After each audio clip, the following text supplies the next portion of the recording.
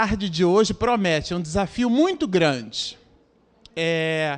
Eu quero introduzir, a gente estava aqui no intervalo, na hora do almoço, falando da recordação. Depois que você passa dos 15, você fica meio assim, saudosista. E nesse processo de saudosismo, nós nos lembramos da nossa época de evangelizadores. A gente evangelizou na juventude há alguns anos. Vamos dizer assim, alguns anos, porque o pessoal faz conta, né? Aí, pô. O que acontece? Lá na evangelização, a gente realizava as atividades de evangelização contando história. Eu queria começar o trabalho de hoje. Nós vamos apresentar um seminário em 2 partes sobre esse binômio, mediunidade e obsessão. Nós vamos falar sobre mediunidade, os aspectos conceituais do assunto. Quem esteve hoje conosco aqui na parte da manhã para falarmos sobre o livro Transição Planetária, a gente despendeu um tempo balizando-nos a respeito do conceito que o próprio livro aporta, mas para ficarmos todos na mesma página, a gente reacendeu esses conceitos em nós e depois nós falamos sobre alguns aspectos da obra Transição Planetária. Aqui, para a gente abordar esse binômio mediunidade e obsessão, não será diferente. Nós estabeleceremos entre nós uma conceituação básica sobre mediunidade e depois, mais especificamente, sobre obsessão. Então, a gente vai dividir o nosso trabalho em 2 grandes momentos. A gente vai fazer um intervalo, que ninguém é homem de ferro, ninguém é de ferro. Então, a gente vai, toma um cafezinho, lava o rosto, conversa, troca, né? Porque esse período, essa parte da confraternização faz parte do trabalho, faz parte do seminário. Eu gosto de usar uma comparação entre o exercício, né? Faz parte do exercício, do treinamento, o repouso. Então, faz parte do seminário a confraternização, eles estão implícitos. E para começarmos, eu queria lembrar uma história de um homem que vocês já conheceram, que ele, de uma determinada fase da vida dele, ele percebeu que estava ficando surdo, já não estava ouvindo direito, e depois a acuidade auditiva dele foi diminuindo, ao ponto dele trazer para si, possuía ali um amor que ele não podia manifestar da forma como ele gostaria, introjetou e mais aquela patologia e adquiriu o que seria para as outras pessoas um comportamento meio esquizoide. Mas passava ele de noite e aquela era uma noite muito singular, porque a abóboda celeste se apresentava assim salpicada de estrelas e a lua ela tem um simbolismo muito majestoso, sabe? Porque a Lua... Existem 2 tipos de astros no universo. Aqueles que possuem luz própria, que a gente diz que são luminosos, como o Sol, por exemplo, e todas as outras estrelas, uma grande bola de fusão de hélio incandescente, ela produz luz. E existem outros astros no universo que não produzem luz. São iluminados, não são luminosos. A Lua é um astro que não produz luz própria, é um astro iluminado. Mas a metáfora celeste fez com que a Lua produzisse brilho, refletindo na sua superfície o brilho do Sol. Aliás, alguns diriam que nós somos assim. Não temos luz própria, mas quando fazemos o exercício no bem, a gente reflete a luz que vem do alto e a gente brilha. É um brilho que não nos pertence, que a gente reflete porque vem de alguém que nos dirige. Mas naquele momento a gente brilha. Por uma coisa ou por outra, esse homem olhava na abóboda celeste uma grande bola prateada no céu e em redor daquela bola várias estrelas salpicantes, de maneira que a abóboda celeste, completamente enegrecida, mostrava a excelência da noite. Esse homem transeunte que era, passando, visitando já os seus aposentos, passou, entrecortou uma mulher, uma vizinha que ele conhecera, era-lhe habitual. E ele, quase que mecanicamente, disse assim para a mulher: boa noite. E a mulher, de olhar vago no éter, pergunta assim para ele: você consegue enxergar a noite? Ela está bela? E ele então recorda-se, dá-se conta que a mulher era cega de nascença. Olha para o céu, aquela abóboda celeste completamente enegrecida, mas salpicada de estrelas, e a lua prateada, magnífica, refletindo com singularidade o brilho que ela não possuía, mas refletindo o brilho do sol. Ele, quase que tomado de estranheza, algo circunspecto, ele nota que existia de verdade um espetáculo da noite. E diz assim para a mulher: nossa, a noite está belíssima. A mulher, de novo, de olhar vago no éter, responde sem encarar-lhe a face, porque era cega de nascença: a noite está realmente bela. E ele agora, com o olhar célere, aponta o rosto para o firmamento e, perpetuando a sua mente por todo aquele cenário magnífico que Deus lhe emprestara, diz assim: a noite está belíssima. E a mulher, de novo, de olhar morto no éter, diz assim: pena que eu não possa enxergar.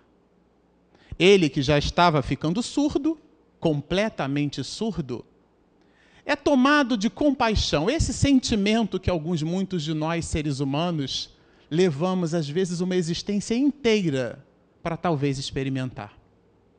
Ele observa que a mulher possuía a dificuldade de enxergar e ele a de ouvir. Ele fez esse movimento de identificar-se pela dificuldade do outro. Era uma vizinha, algo conhecida, toma-lhe nos braços e lhe diz assim: eu vou lhe mostrar uma noite de luar. Mas isso é impossível, eu sou cega de nascença, como você sabe. Mas você aceita o desafio? E alguns biógrafos contam que ele levou a mulher para a sua casa, abriu a janela do quarto e deixou que o reflexo lunar deitasse de forma trapezoidal o brilho naquele piano de cauda de 3/4 enegrecido pela noite, olhou para o alto, contemplou os céus, fechou os olhos, abriu a mente e compôs naquele momento para aquela mulher a música Sonata ao Luar. A música de Ludwig van Beethoven, que todos nós sabemos que tempos depois já havia ficado completamente surdo. Quando você ouve a música, ela é deliciosa. E depois do intervalo, quando vocês voltarem, o espaço será preenchido com essa melodia.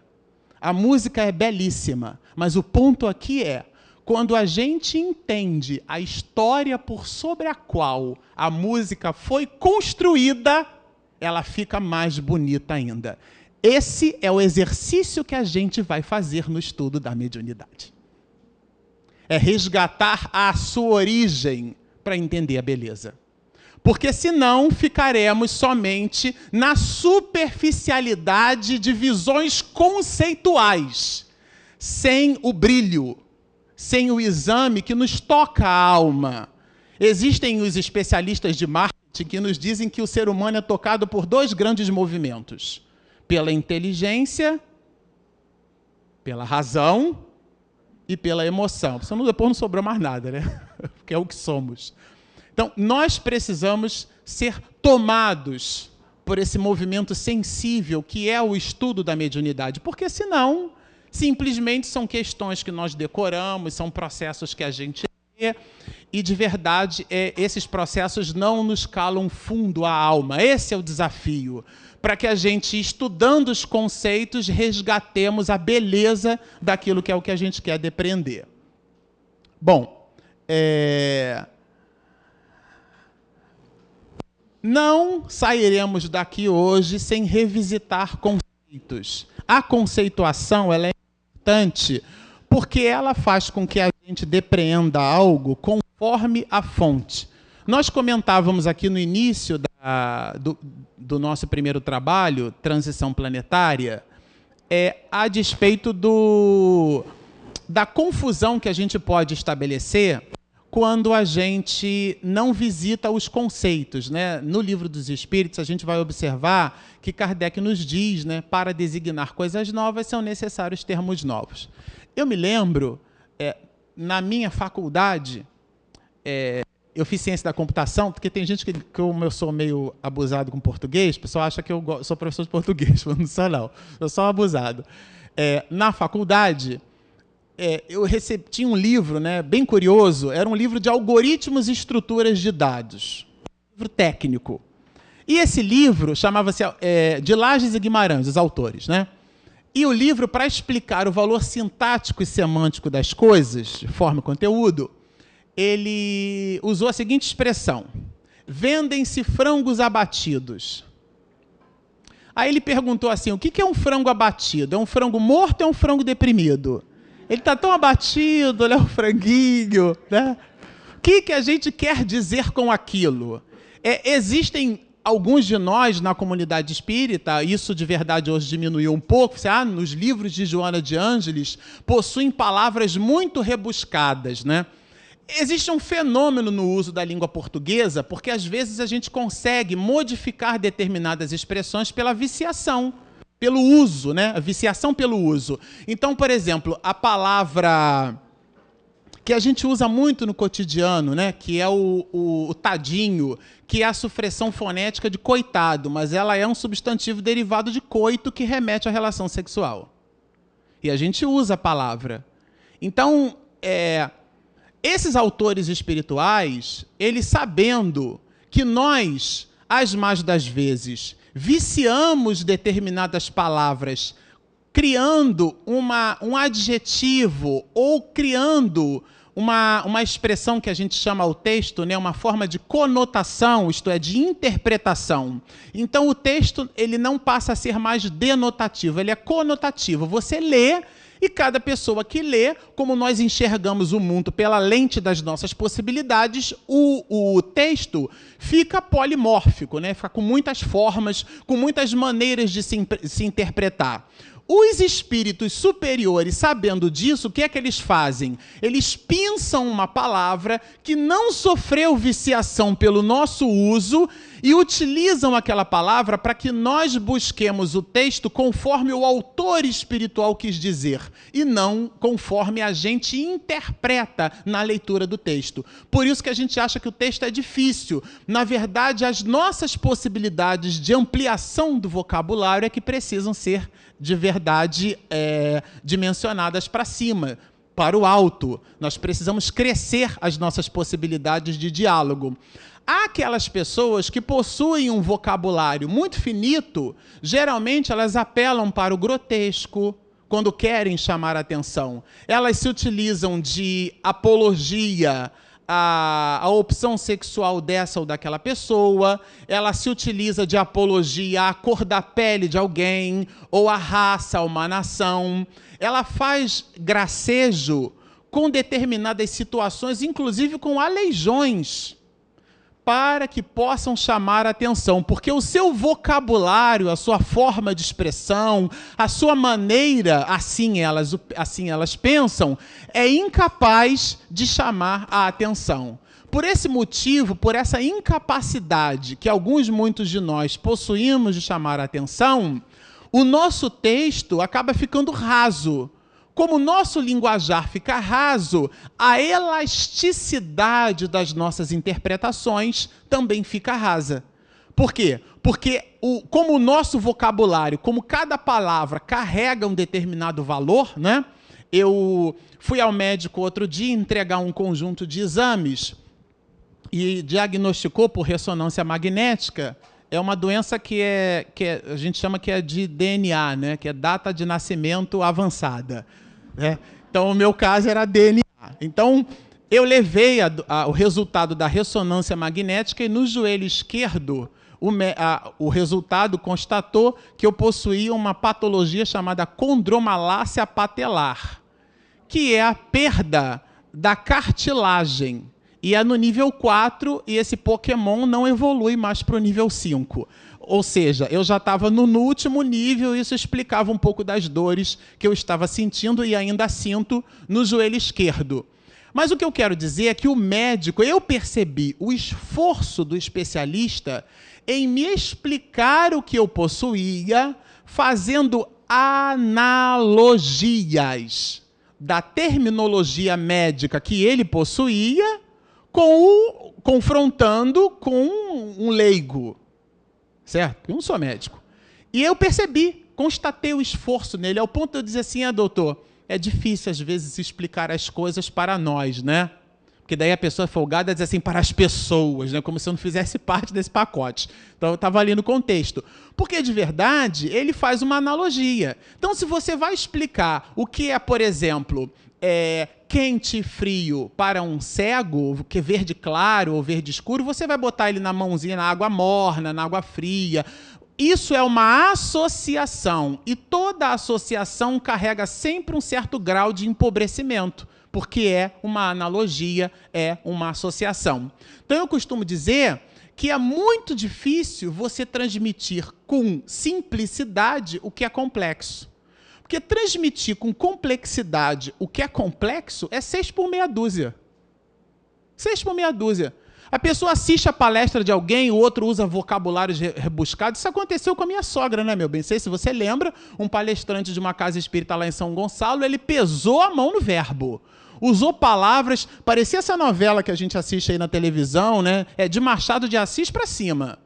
E esse, meu Deus do céu, tem que estar com, não é nem o dicionário Aurélio, não. Tem que ter a Caldas Aulete, a Roais, é um negócio assim de etimologia, para poder entender. E aperta a tecla pausa e espera aí um pouquinho que ainda estou lendo. Seu homem pesou. Depois da palestra, nós perguntamos para minha sogra, que já está no mundo espiritual. E aí, o que você gostou da palestra? Você gostou da palestra? Nossa, que maravilha. Mudou o semblante, ela ficou, que delícia, né? Que maravilha de palestra. Qual foi a parte que você mais gostou? Ah, mas foi ótimo, né? Porque a pessoa não deu recado. Então, o princípio da comunicação. Se eu digo alguma coisa aqui que vocês não entendem, a responsabilidade é minha. Então, as palavras, elas possuem um peso, uma importância. Elas têm um significado. E a gente precisa depreender conceitualmente esse significado para que, quando nós fizermos um movimento de lermos, por exemplo, romances espíritas, por que às vezes a pessoa chega nova à casa espírita e a gente fica, romance? Porque o romance é um pano de fundo. O que o autor espiritual pretende com o romance é estabelecer recados doutrinários, comportamentais para a nossa vida. Então a pessoa fica nem com a opinião do autor espiritual, nem com a opinião da doutrina espírita, e muito menos com a dela mesma, que ela leu e não entendeu nada. Fantasiou, fraseou, ela fez uma série de analogias que nem tem a ver com o recado que o espírito quer dar. Isso é complexo. Então existe a necessidade do conceito, porque o conceito ele representa o DNA da história. Vocês entendem? É o DNA, ali existe uma importância muito grande. E por ser muito importante, nós vamos resgatar o capítulo 14 do Livro dos Médiuns. É um capítulo que trata 2 médios. 2 médios daqueles de nós que nos propusemos ao trabalho na mediunidade. E o capítulo diz assim, todo aquele, todo, item 159, todo aquele. Não é uma parte, não, esse aqui vai para a direita, esse aqui vai para a esquerda. Não, é todo aquele, qualquer um, todo. Todo aquele que sente. Aí aqui está a palavra mediunidade, a definição de mediunidade vinculada ao processo de sentir.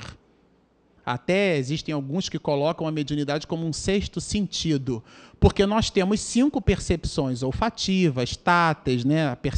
A acuidade auditiva, a visual, são percepções sensoriais, inclusive bem acanhadas, porque alguns insetos percebem o deslocamento de moléculas do ar com uma precisão e a gente não está nem aí. Tá certo? As nossas percepções sensoriais são as mínimas para a sobrevivência. mas é todo aquele que sente num grau... Lembra da vírgula que eu comentei? Ó, vírgula, vírgula aqui, antes e depois. Num grau qualquer. Não importa a intensidade. Não importa. Todo aquele que sente num grau qualquer o quê? A influência dos espíritos. A influência dos espíritos. O que é essa pessoa que sente num grau qualquer? É, por esse fato, médium.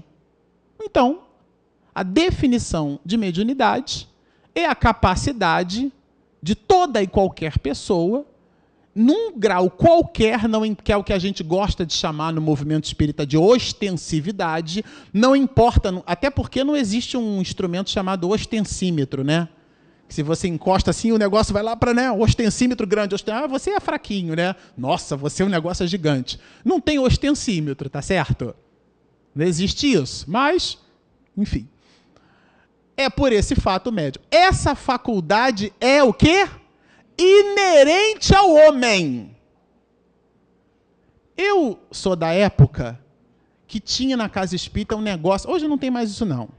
Tal de médium principal. Hoje não tem mais isso, não. Isso está ultrapassado, né? E ele sentava na cabeceira, chegava quase que depois, e ele vinha andando assim, né? Como se fosse um druida, né? Uma coisa assim, né? Ele enlevada. E ele olhava, ele via, né? O psiquismo de todo mundo.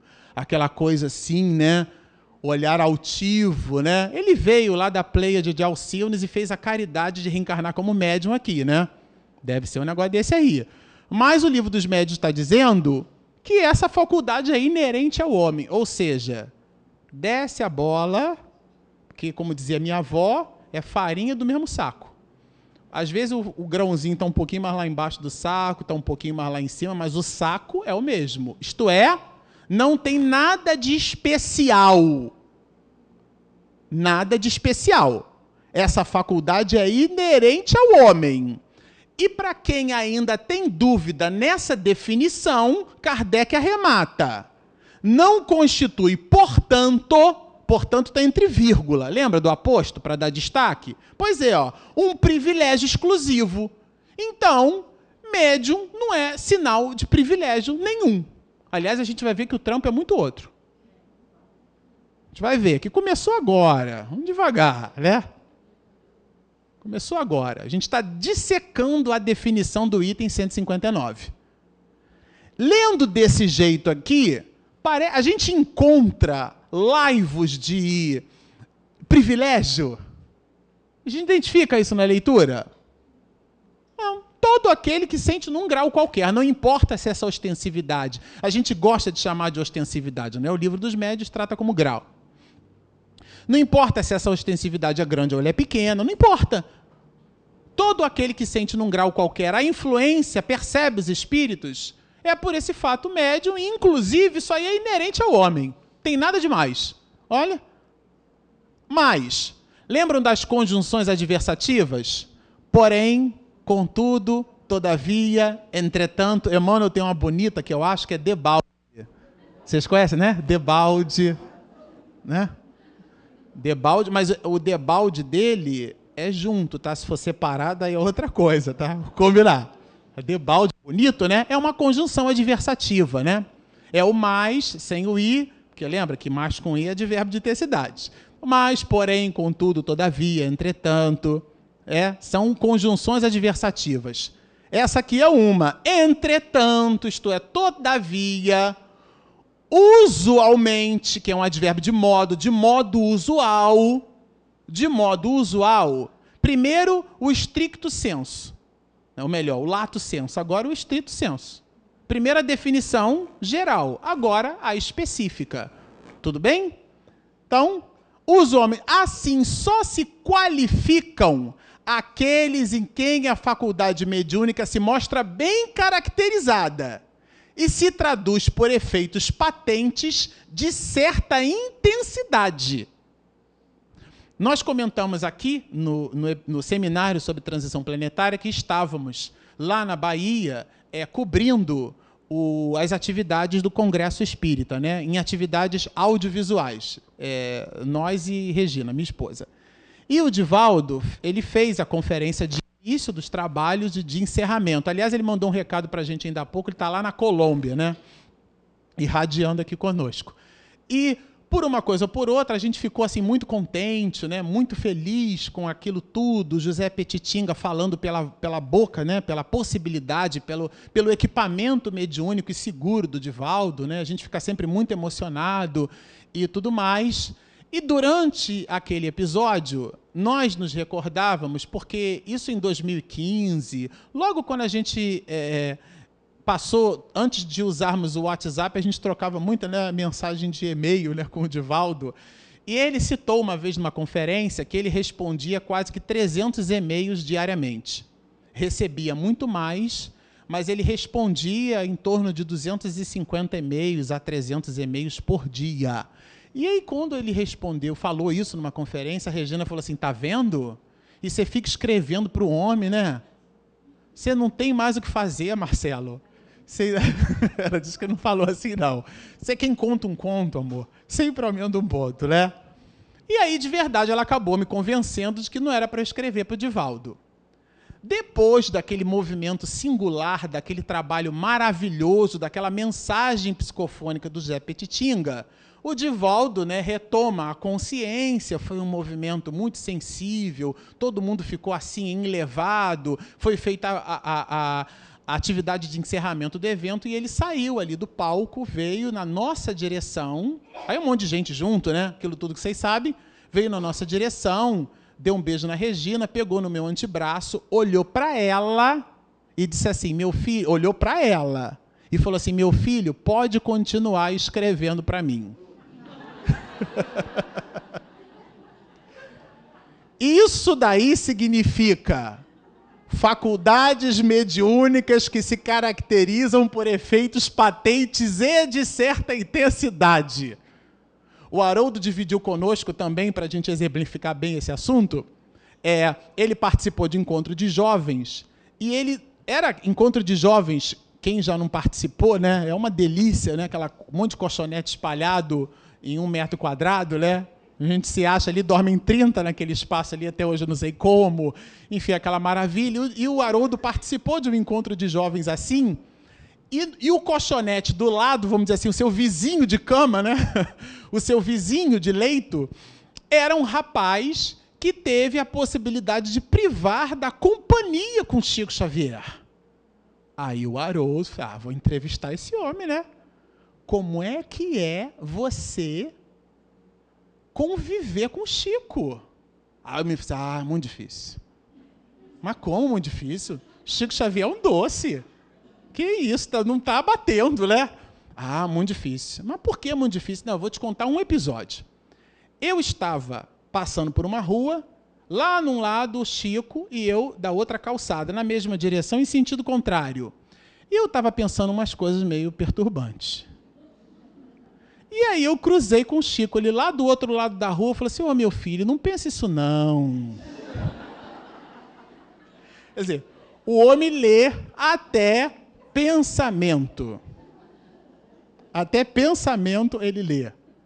E se ainda carecesse de ilustração, nós estávamos, eu acho que foi esse ano, foi o ano passado, almoçando na casa de uma amiga nossa, né? Eu ganhei mais uma mãe, 3 mães que eu tenho, porque endividado é assim, né? Tem que ficar ali no trilho. Que a Ana Spranger estava na casa dela almoçando e, de repente, a gente estava falando sobre direitos autorais, sobre música, aquela coisa toda. Era uma conversa ali de almoço, né? E a palavra que a Spranger queria lembrar era o ECAD. Ela queria lembrar do ECAD, que é o órgão que faz esse controle todo, o registro, né, dos direitos autorais e tudo. E durante o almoço, a Spranger... Então, tem aquele órgão... Aí eu pensei assim comigo, acho que ela está falando do ECAD. Ela virou para é isso aí mesmo que você falou. Como é? Eu falei, nossa, como assim, né?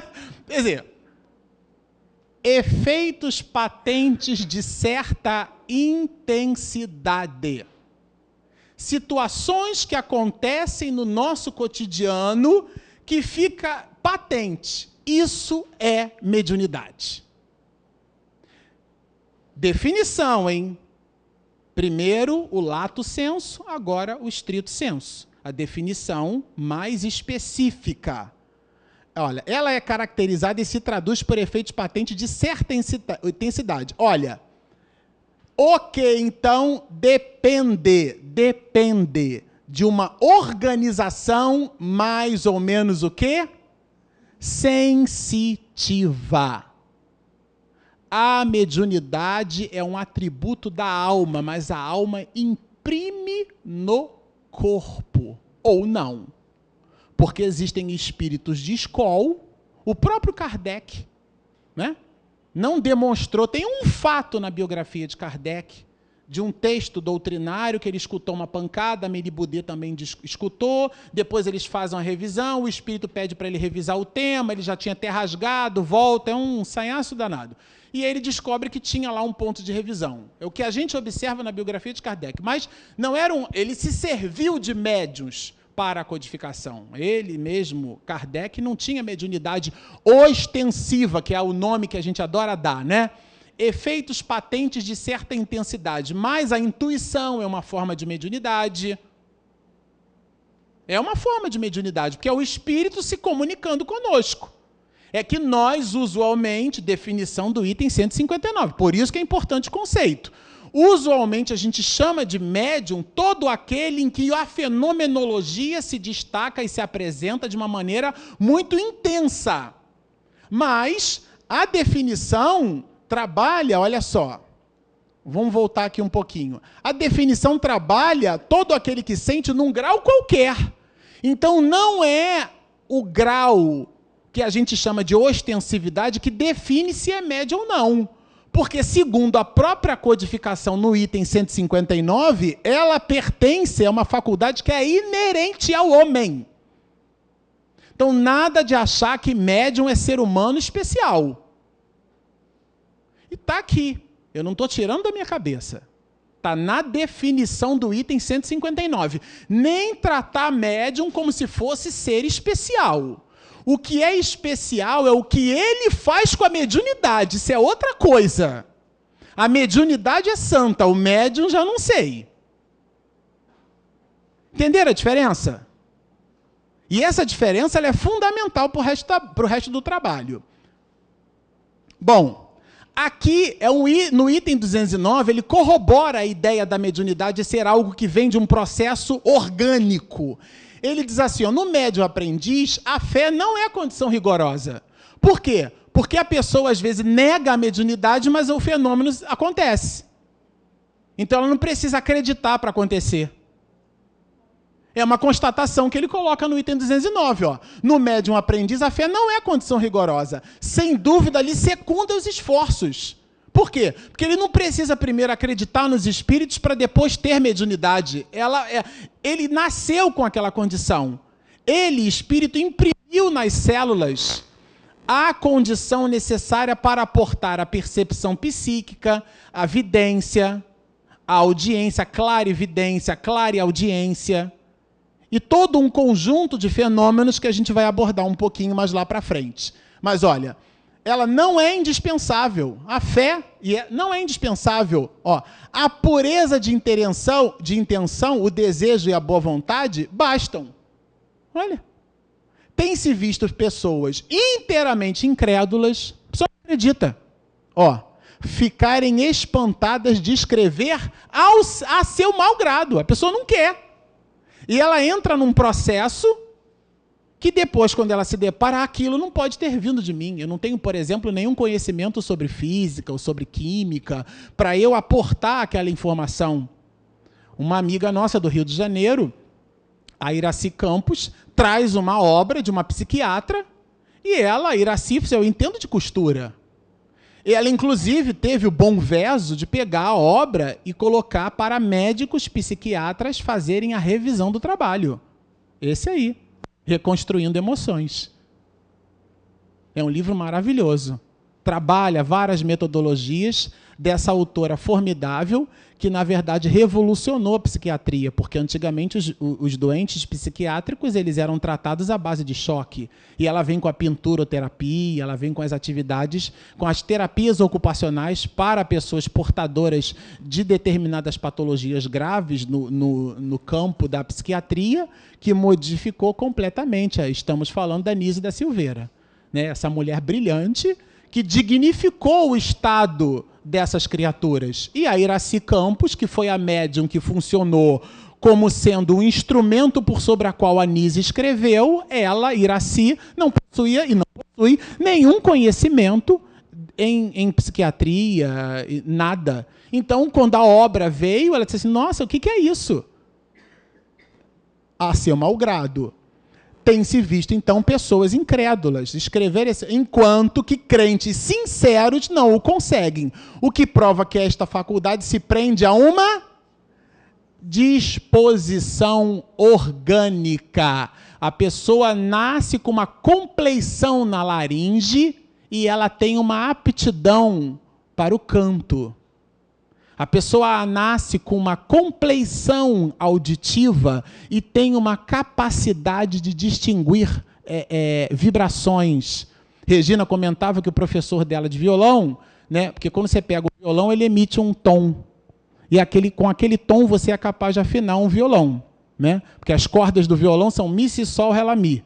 Né? Então, aquilo ali você consegue, é uma escala de 3/8 e você consegue afinar o violão por ali. Se você pega um instrumento, a gente vai trabalhar esse assunto, ele produz uma vibração, né, chamado Lá natural, 440 vibrações por segundo, aquilo o ouvido registra como um Lá, e ele consegue perceber aquela nota sem que alguém diga para ele que aquela é aquela nota, o que a gente chama de ouvido absoluto. Isso é uma espécie de acuidade, que você desenvolve, mas a alma imprimiu, por mecanismos que tais de processo evolutivo, de necessidade de soerguimento e tudo mais. Então, no caso da mediunidade, é uma disposição orgânica.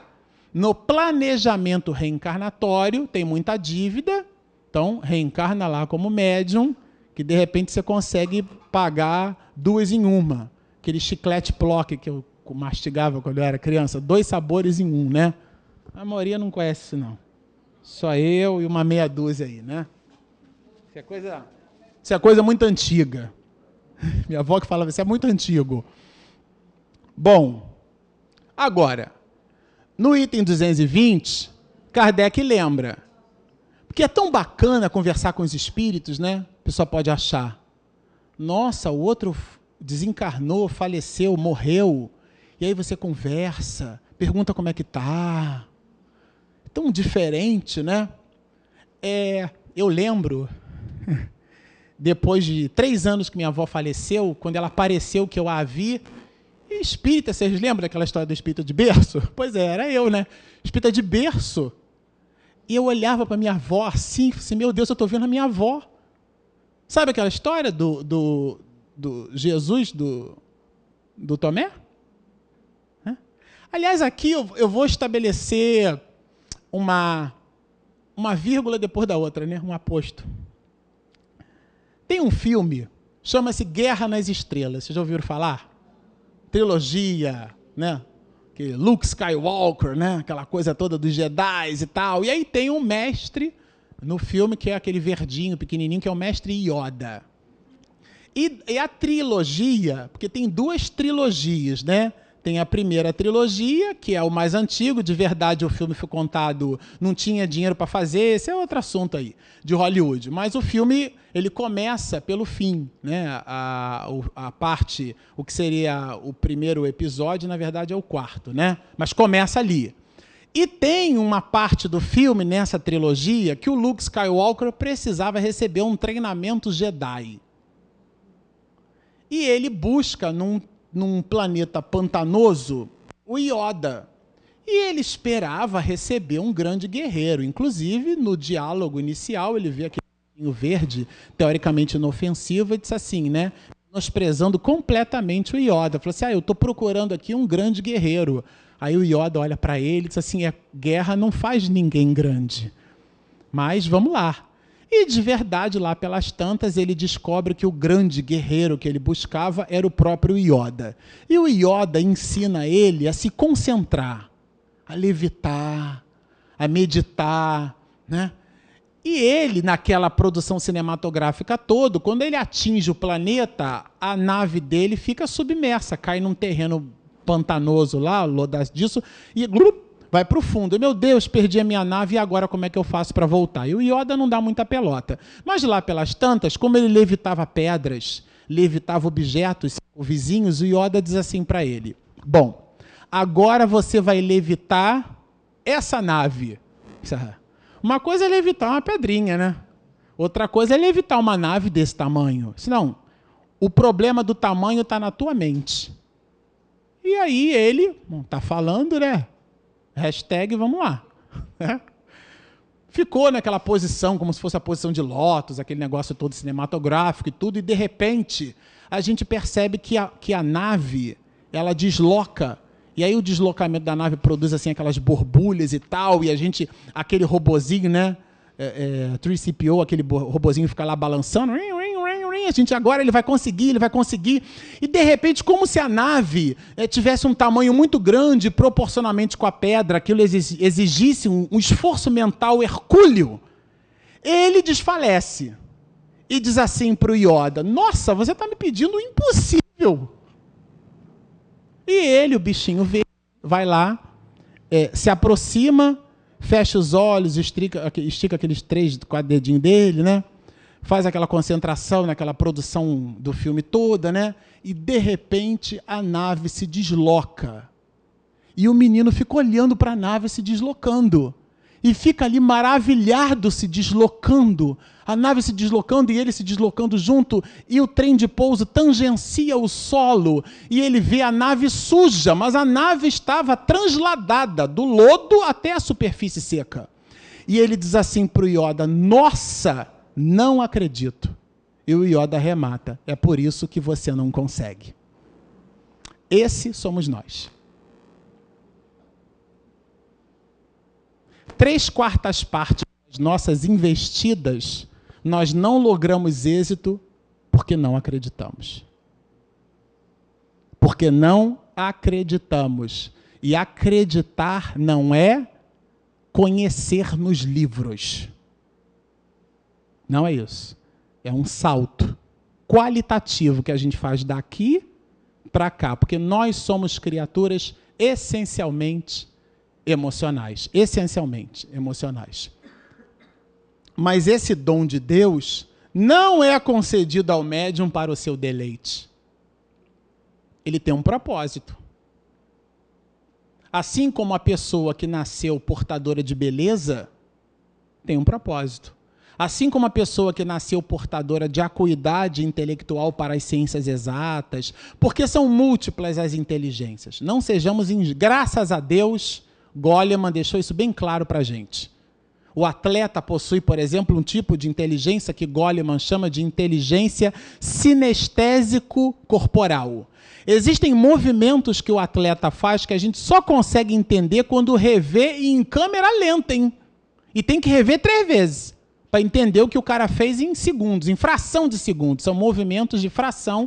Um movimento completo dura 2 segundos e ele fez vários movimentos naquele intervalo de 2 segundos, que a gente precisa rever em câmera lenta. Isso é uma espécie de inteligência.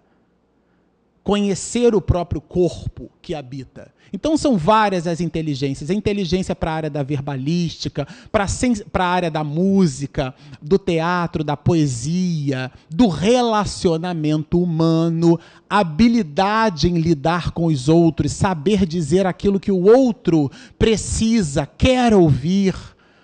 Muitos políticos nossos utilizam isso de uma forma muito assertiva para a finalidade que eles buscam, mas é uma habilidade. Então, são várias as habilidades e uma delas é a mediunidade. E essa habilidade, isto é, esse dom, ele não existe para o deleite do médium. Não, ele tem um propósito, ele recebeu esse dom. Essa moeda, esse denário, não foi para enfiar na terra e devolver para o Senhor teu Deus quando do retorno ipsis literis, né? Do jeito que recebeu. Não, não, não. Olha, e ainda menos para a satisfação de suas ambições, mas para o fim de sua melhoria espiritual. Para o fim de sua melhoria espiritual. Esse é o primeiro. O fim da melhoria do próprio médium. Eu estou indo lá para o centro hoje para fazer a caridade. Não é o que está escrito aqui. É primeiro com ele. Primeiro com ele. Porque o espírito, olha só, gente, o espírito vai falar pela boca dele. Vai se utilizar do instrumento fonador, da laringe, né? O livro dos médiuns chama de mediunidade falante, né? Só lá no final, no capítulo 32, nas traduções mais modernas, é que a gente vai encontrar a palavra que a comunidade espírita usa muito, que é a psicofonia, né? É a mesma coisa. Às vezes o espírito escreve pelo intermédio do médium. O médium, no final da reunião, ele leu a mensagem e ele acha que é para o outro. A gente assiste uma palestra, uma conferência e fica assim, lá, ó, minha mãe tinha que estar aqui, é para ela isso. Mas é você que está. Aí acho que Deus errou, né? Deve ter errado, né? Botou a pessoa certa no lugar errado, a pessoa errada no lugar certo. Não, não é isso. Se é você que está ouvindo, ele é para você. Se sou eu que estou lendo, ele é para mim. Se é ingenuidade da minha parte, eu estou preparando o estudo, nossa, isso aqui é para eles ouvirem. Não entendeu nada. Nós estamos dividindo, trocando um conhecimento que não me pertence, que está lá na obra. A gente só está destacando. Mas é um ponto de apoio, de observação para todos nós. Olha. Agora, lembra, é o fim da sua própria melhoria e é uma conjunção aditiva. É uma coisa e mais outra. Qual é o outro propósito da mediunidade, além do soerguimento espiritual do próprio médium? Qual é? Para dar a conhecer aos homens a verdade. A realidade do mundo espiritual. Porque quando você conhece a realidade do mundo espiritual, o seu comportamento passa a ser outro. Quantas vidas nós temos? Quantas vidas? Uma só. Agora, encarnação, várias. O que significa isso na prática? Quando eu me dou conta disso, eu entendo, quando eu dou conta dessa realidade, eu entendo que o meu futuro será aquilo que eu fizer no meu presente. Isso muda tudo. Tudo, muda tudo. Porque se eu não recebo de graça. Aliás, o próprio Valdo uma vez foi questionado sobre o que ele achava sobre a teoria da graça, né? Vocês sabem o que é a teoria da graça? A teoria da graça é assim, alguns companheiros religiosos nossos, outros, entendem que alguns nascem agraciados, daí a teoria da graça. Esse grupo aqui, cartão de crédito para pagar, doença, familiar difícil, dificuldade socioeconômica, nasceu na pobreza, não tem condição de estudar, esse aqui não. Esse aqui é agraciado. Esse aqui vai nascer num lar que ele não vai ter doenças, né? Esse é igual o João, morreu de velhice, esse aqui vai ter uma boa condição socioeconômica, ele não vai saber o que é faltar nada. É uma delícia, né? Andar num calor de 48 graus e estar sempre no ar-condicionado. Tudo certo. O que o Divaldo achava dessa teoria da graça? Ele respondeu assim, eu acho uma graça, né? Porque como é que pode Deus estabelecer para uns o infortúnio e para o seu filho primogênito ele deixar lá pregado na cruz? Por nós mesmos. Isso não combina. Isso não faz sentido. É porque a mensagem é outra. Aquilo que nós estabelecemos como sucesso, né? Certa vez a Madre Teresa de Calcutá, a senhorita Agnes, porque resolveu viver na cidade de Calcutá, na Índia, recebeu esse nome, Madre Teresa de Calcutá. Nossa, mas o repórter perguntava para ela, a senhora veio como Francisco de Assis, de uma família rica, a senhora era tão próspera. E ela mudou o sombrolho e disse assim para ele, ô meu filho, quem disse a você que eu não sou próspera? Porque o conceito de prosperidade, é o que vimos no bloco do início da manhã, está internamente classificado por nós como sucesso material. Quando fizemos um seminário sobre a vida de Fabiano de Cristo, eu fiquei desse tamaninho. Uma alma nobre, tinha uma erisipela na perna esquerda que lhe dava dores horrendas. Quem não conhece a passagem de Francisco de Assis, que ficou cego, teve hanseníase, teve uma dor de cabeça que lhe dava fisgadas pungentes. E a gente não quer ter nada. Não é que você quer ter a autoflagela, não é isso, a gente não está discutindo isso. O que nós estamos colocando como ponto de observação é aonde ancoramos os nossos valores de soerguimento moral, porque Deus não quer a nossa punição. Ele quer que aprendamos, é um grande professor de almas. Então, a mediunidade é para dar ao conhecer aos homens essa verdade. Ela tem esse objetivo. E, menos importante, com a finalidade de lhe provar que a sua faculdade não depende dele médium, que, assim, razão não há para dela se vangloriar. Desce do salto, fica na mesma condição igual a todo mundo, nada de achar que é médium principal, secundário, terciário, que tem que sentar na cabeceira, que tem que dar a última palavra, que tem que sempre terminar a reunião mediúnica com o mentor da casa falando pelo seu intermédio, às vezes não é mentor coisa nenhuma, é o cacoete do médium. Sejamos francos entre nós. Porque os espíritos superiores possuem disciplina. Eles têm mais o que fazer. E o médium acha que ele tem alguém ao seu lado, como se ele fosse o capataz daquele espírito, e agora o espírito precisa falar. E a dinâmica não funciona desse jeito. Ele não deve se vangloriar. Agora, com que fim, lá na 12ª pergunta do item 220, Kardec coloca, com que fim a providência outorgou de maneira especial, Casas Bahia, né? Dedicação total a você, né? De maneira especial, a certos indivíduos, o dom da mediunidade. Com que fim? Qual a finalidade? Kardec quis ir direto ao ponto. Qual a finalidade disso? Tudo bem, a mediunidade toda a humanidade tem, mas essas em que a gente observa de forma patente, de certa intensidade, aquelas cujos exemplos a gente citou, que só se manifesta de forma ostensiva dessa maneira para poucos. Qual o fim disso? É uma missão. Missão. De que se incumbiram. Então, a pessoa não pediu no mundo espiritual, ela implorou.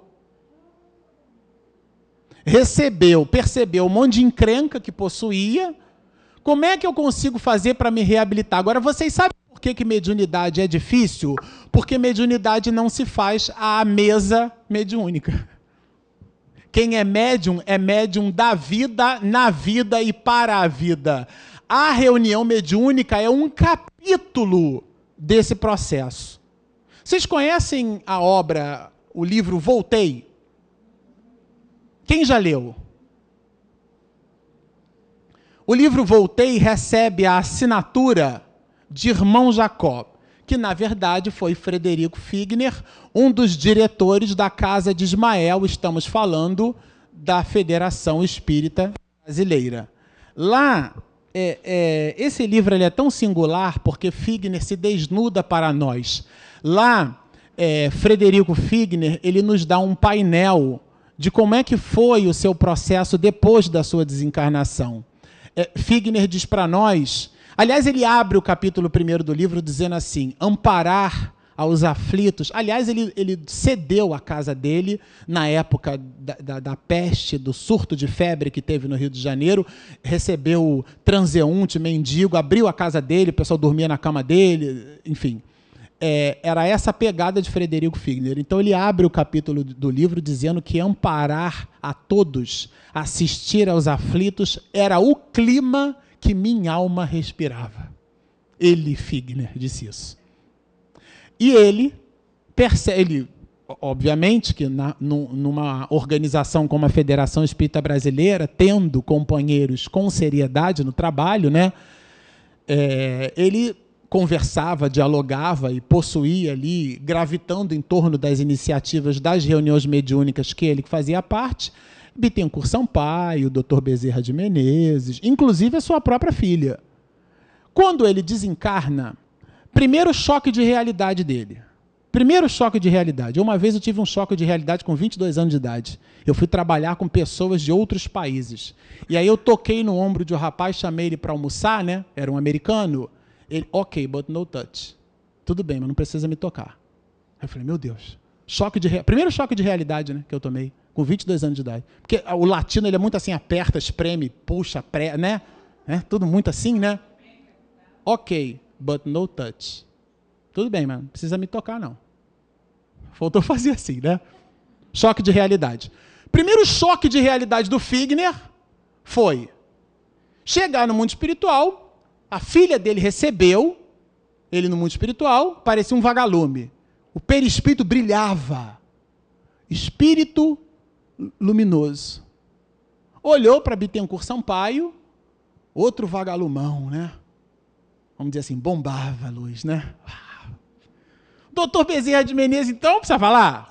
Que negócio. Eu acho que o homem deve pegar o potenciômetro de luz dele e botar bem fraquinho para ficar um negoção, né? Para não ofuscar muito. Pois é, aí primeiro choque de realidade. Quando ele olha para o corpo espiritual dele, opaco, sem luz nenhuma. Hashtag não estou entendendo. Como que é isso? Estou entendendo. Aí, sabe o que aconteceu com ele? O que aconteceria com 3/4 partes de nós. Ele ficou constrangido. Vou repetir. Capítulo 1º da obra. Dar assistência a todos, amparar aos aflitos, era o clima que minha alma respirava. Cadê a luz? Lá pela 3ª, 4ª parte do livro, olha, quem não leu, gente, eu recomendo a leitura. Tem um diálogo ali, chama-se o diálogo surpreendente. Ele, Figner, conversava com os espíritos na reunião mediúnica. E um deles, em particular, era objeto da atenção de Figner. E é aquela coisa, né? Acho que foi o Rossandro que comentou isso, eu gosto de citar, que ele tem um rapaz que ele conhece, um homem zarrão, né? Grandão, assim, corpulento, metro, aquela voz de Cid Moreira, boa noite, né? Aquela coisa assim. Aí, de repente, alguém convidou ele em público para fazer a prece. Aí ele pegou o microfone, Senhor, muito obrigado. Não é assim que o homem fala. Não é esse o comportamento, a voz dele não é essa. Aí na reunião mediúnica a gente, meu amigo, boa noite. Parece até a gente falando com criança, né? Como você está? Porque nós gostamos muito de você. Aquela pessoa que se manifesta ali é aquela que a gente chama de assistido. Não vem hoje não, que hoje é quarta-feira, hoje não é o seu dia. Aí ele vai embora, que isso dá até processo hoje, né? Esse aí é outro assunto. Aí ele vai embora, porque não é o dia dele, não sei de onde tirou isso, não é o dia do assistido, e aí ele vai embora. Aí ele desencarna, né? Porque não recebeu o apoio, o concurso, o socorro. Aí aquele que desencarnou, ele volta lá para a reunião. Vamos ver se lá agora vai, né? Porque a gente gosta do fenômeno, né? Aí lá no fenômeno, aí a mesma pessoa que mandou, ô meu amigo, nossa, você está aqui conosco. Era Figner lá na reunião mediúnica. Esse companheiro era objeto da atenção de Figner, porque era o chamado vampiro. Ele já desencarnou, cadê? Não podia segurar um copo com a mão, aliás, eu vou beber um pouquinho. 3h30 a gente dá um intervalo para não cansar vocês muito. Ele, Figner, dialogava com o espírito que fazia uma espécie de vampirismo, porque o espírito não podia pegar o copo, ele gostava de alcoólico, então ele insuflava o companheiro que, no uso do alcoólico, ele absorvia aquelas vibrações, aquela vibração tenaz, né? Que a gente já estudou isso hoje de manhã, num processo que nós classificamos como vampirismo. Então, ele, Figner, agora no mundo espiritual, possuía um companheiro, um mentor dele, né, na obra fica claro isso, chama-se Ornelas, e aí ele aponta lá para o vampiro. Aí Figner se aproxima dele, os dois desencarnados agora, vê o companheiro fazendo a tentativa no processo obsessivo da ação vampirística, né, de absorver aquelas vibrações do uso do alcoólico que o companheiro fazia uso, e o Figner diz assim, aí somos nós espíritas falando, né? Mas, meu irmão, não se predispõe você, deixar o companheiro, que ele por si só já está tão desafortunado. Aí o espírito olha para ele de baixo em cima, acho que é festa de casamento, esse negócio, deixa eu ver se está bem vestido, né? Olha de baixo em cima e fala assim, e você? Nem depois de morto, tu desiste de apoquentar os outros? Morreu e voltou aqui para, né, me estanhar o juízo? Aí ele diz assim, frase de espírita. Isso que eu estou falando, Figner se desnudou para nós. Frase de espírita. Ele disse assim, não, porque sou seu amigo e gostaria de conduzi-lo das trevas para a luz. O espírito de novo olha para ele de cima e embaixo e diz assim, luz, não vejo luz nenhuma em você. Grande pretensão me dar aquilo que não possui. Se fosse eu, já tinha ido embora. Beleza, já entendi, valeu, Hashtag vambora. Tudo bem? Mas ele possuía Ornelas, lembra do Ornelas que eu citei, o mentor espiritual dele? O livro diz assim, bota a destra, né? Bota a mão assim no ombro, vai que dá, né? Vai que você consegue, né? Aí ele fica um pouco, né? Aquele impacto todo de sinceridade, né? Diz assim, mas eu estou buscando refazer as minhas... É o diálogo do espírita.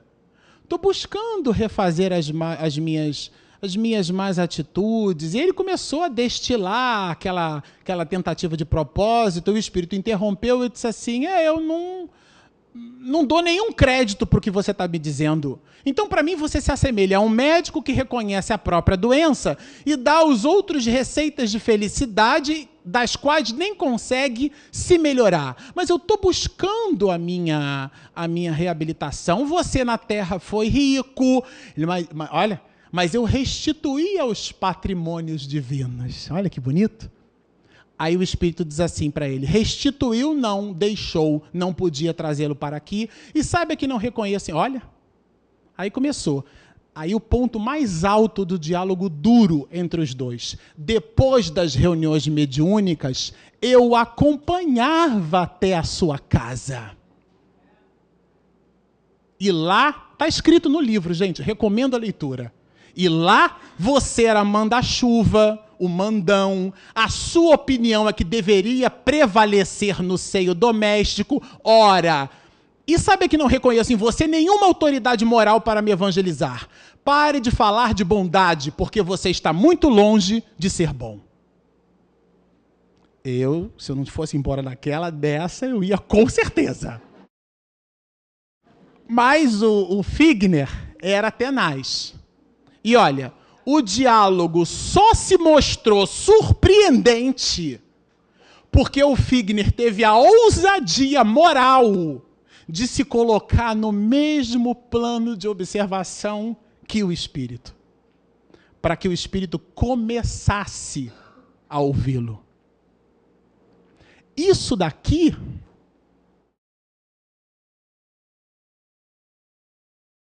estamos trabalhando nisso daqui a definição de mediunidade. A gente está lendo, estudando e revendo o conceito. Gente, eu não estou trazendo aqui nada, absolutamente nada de novo. Muito embora seja igualmente surpreendente. Porque às vezes a gente esquece. Vamos lá. Não creias que a faculdade mediúnica seja dada somente para a correção de uma ou de duas pessoas. Não, o objetivo é mais alto. Olha, o objetivo trata-se de quê? Da humanidade. Então, ela não está circunscrita a 4 paredes com 20, 30 pessoas. Ué, humanidade. Ela se multiplica pelo nosso comportamento no cotidiano. Pela maneira como a gente troca informações com o cobrador no ônibus. Agora nem tem muito mais cobrador de ônibus, né? Pela maneira como a gente conversa com o frentista quando vai colocar a gasolina no carro. Pela maneira como nós trocamos informações com aqueles por sobre os quais o próprio Divaldo chama de invisíveis. Parece duro o que eu vou dizer, mas muitos de nós não gostamos do Rossandro Klingen, do Haroldo Dutra Dias, do Alberto Almeida, até mesmo do Divaldo Franco. A pessoa gosta do personagem que ela representa. Do personagem. Nós estávamos no Rio de Janeiro gravando o Divaldo. Ele produziu uma conferência belíssima, com um conjunto de transparências maravilhosas, e ele foi falando questões assim fundas da alma. E, de repente, o meu olho começou a ficar assim, meio embaçado, sabe? E aí eu comecei a ficar sensibilizado com aquilo, e ele foi tocando em pontos nevrálgicos do nosso processo evolutivo. Cochilos, pontos de atenção da nossa relação uns para com os outros, e que a gente esquece no diário. Terminou a primeira parte do evento, o que as pessoas fizeram? Preocupadas com tirar selfie com o Divaldo. E eu fiquei pensando assim, meu Deus, esse povo ouviu o que eu ouvi. Porque se eles ouviram o que esse homem falou, e aí a gente sabe que pela mediunidade do Divaldo, fala Viana de Carvalho, fala Manuel Filomeno de Miranda, fala Dr. Bezerra de Menezes, fala Joana de Ângeles, fala ele mesmo. Essas pessoas ouviram o tipo de mensagem que se trata de um objetivo maior, que é a transformação da humanidade. Que nós não estamos circunscritos a um prefeito, a um governador, a um presidente, que o planejamento é do mundo espiritual, gente. Então, por que estuda? Por que é que nós estudamos se o livro não se transforma em luz para nos iluminar, e sim como instrumentos de projeção de ego para lembrar onde está escrito? Sim, porque é muito bacana dizer que leu Victor Hugo ou Vitor Hugo. É quase chique, né?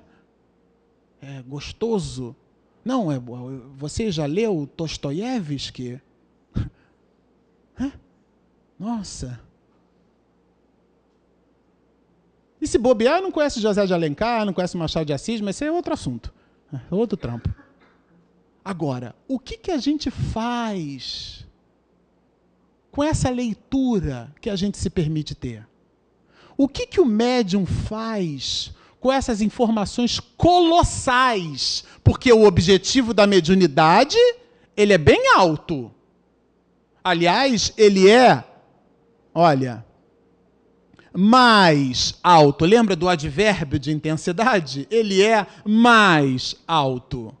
O alto já é a transformação do próprio médium e a contribuição com a modificação da sociedade onde ele está. Agora, o objetivo mais alto da mediunidade, qual que é? A transformação. Trata-se da humanidade, o target, o alvo, o objetivo, o motivo por sobre o qual a antena transceptora chamada mediunidade existe. É esse. É a humanidade. Nada mais, nada menos do que a humanidade.